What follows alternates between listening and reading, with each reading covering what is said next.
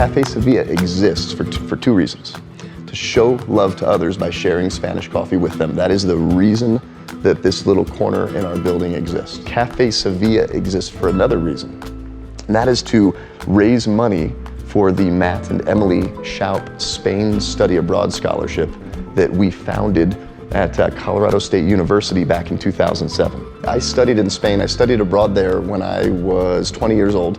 In the early 2000s, I'm a Colorado State University student, and one of the Spanish professors who I had class with from Spain, she kind of nudged me, kind of bother me every day about going over there. She said, "You need to visit my beautiful country." And I spent the spring semester of 2002 over there, absolutely fall in love with it. I'm 20 years old. It was the first time I was out on my own, and fell in love with the country, the people, the culture, the food, the history, and the coffee. They don't make and produce coffee beans in Spain, but they drink their coffee a particular way. It's called café con leche, so it just literally means coffee with milk. It's a couple of shots of rich, bold, wonderful espresso, and they just put steamed whole milk in it. Every year I travel back to Spain to visit friends, family, and enjoy the country that I love. And I started bringing back a brand of coffee that I really loved. It's Saimaza. It's from a family in Sevilla. But again, it's not Spanish coffee beans. I think the beans are from Kenya. So anyway, I'm bringing this coffee back to enjoy here at home, making it at home. I purchased the little espresso boiler, off of a shop online, and just started making it at home. Friends come over to the house. "Hey, do you want some Spanish coffee? What is that?" Tell them the story, share the coffee. Over the years, I'm sharing the coffee with more and more people. I'm bringing back more and more coffee, literally to the point where I would bring an extra suitcase to Spain and I'd fill it with coffee and bring it back. That obviously isn't economical, and I was sharing it in the real estate business as a closing gift, or we have a client in one of the businesses and they love coffee, so I'm putting these little coffee kits together. Sharing coffee and sharing Spanish culture is just, it's who I am. It's what I love to do. COVID hits in 2020, run out of coffee, no ability to travel, and supply chain everywhere starts to get affected. My good friend Angel starts shipping coffee over to me.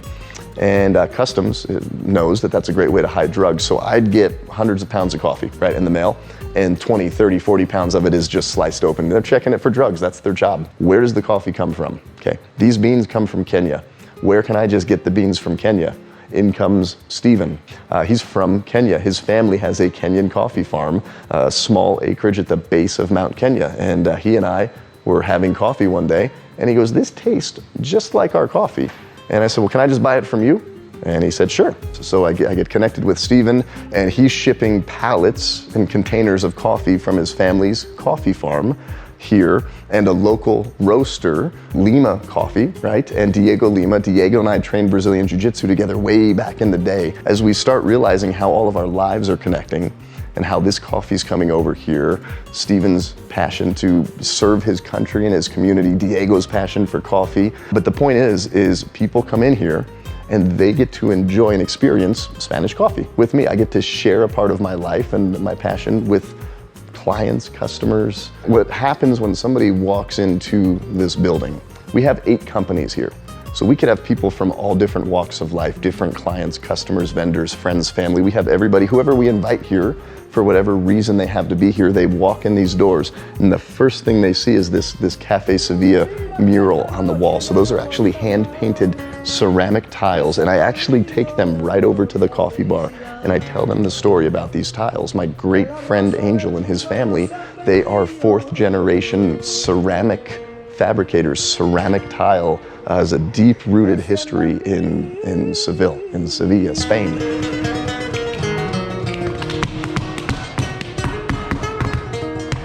Sevilla is my favorite city in the world. So as they come in here, I first share the story of my experience in Spain and my passion for the country, my passion for Seville, the friendships that I've made over here, and how all of that has converged right here into this little corner. right? Steven, Diego, Angel, my experience. It's all about stories connecting when people come here. Breaking bread, sharing food, sharing beverage, it's a way to connect with people. Pour into people is a huge theme, and it's one of the reasons that our business exists. It's something that I really believe in, pouring into people, investing in people. It's not just a catchphrase that sounds cool with coffee, but we exist, our businesses exist to enhance the community, inspire leaders, impact lives, make people's lives better, whether it's through jujitsu or real estate or painting or business books or leadership workshops. So when people come in here, we get a chance to pour into them and share coffee with them, share stories with them, and they get inspired by that.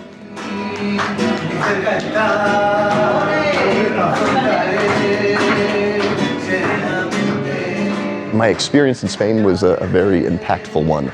And when I came back from Spain, before I met my wife, Emily, my intentions were to go back to Spain, and I didn't know for what. I was looking for any reason to get back there. Maybe I'll do a master's program. Maybe I'll go start a business. The first time I was able to go back to Spain, I took Emily in 2005 to show her. She knew it was this passion that I had, and she just didn't understand it. And I said, babe, you're not gonna understand it until we go and experience it together. So we experience it together.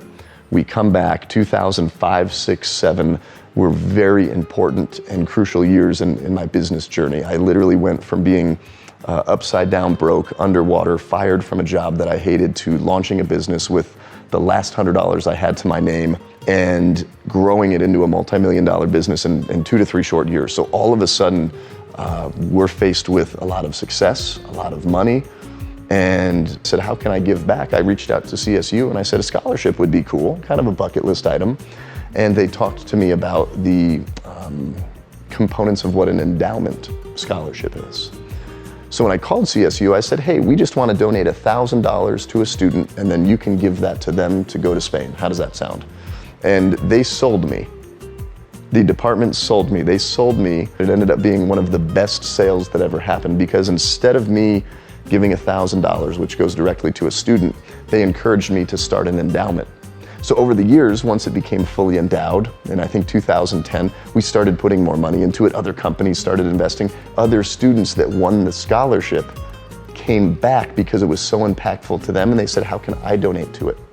So again, all of these stories converge. We pour into people, they pour back into the scholarship, and this cycle continues. Today, we have about $80,000 in the endowment. That kicks off 4.5%, so it kicks off close to $4,000 a semester. So when that gentleman that came in here and dropped $20 in, and another guy comes in and he drops $100 in, if you drop $100 into the tip jar, that's gonna give $4.50 every year to a student forever. And that doesn't seem like much. That's the cost of a couple of cups of coffee over in Spain. But think about some of the relationships and some of the decisions maybe that you've made that have totally been a turning point in your life that you have done over a cup of coffee. That is what this is all about. But when people come in here and I take them over to the coffee bar and I tell them the story about the Fuentes family and Angel and his store and Café Sevilla and the art and this mural that we have on the wall, I take them to this book. This book right here, these are all of the thank you letters that the students that have received our scholarship, it's 14 of them year to date. They write letters after their experiences on how the experience impacted them, and their thankfulness obviously for the scholarship. And as I've gone through these letters and I take people through these letters and they get to read about the stories and the experiences that these students have had, and they understand that they can contribute to that, they get excited about that. So we have a little QR code they can scan, the website cafesevillacoffeebar.com. It talks about everything that I've just shared with you. There's a link to donate. It goes directly to CSU. It's totally tax deductible. And that's what business is. Like business, it's humans serving other humans. And whatever business you're in, it involves people coming together, your stories connecting and interacting, and everybody brings a certain component from their story to that engagement. And when people can share those things and understand where they've come from, and how my story can help your story and vice versa, and how we can come together and then leave in any engagement, business, nonprofit, just having a cup of coffee together. We leave as better people. That's what pour into people is all about.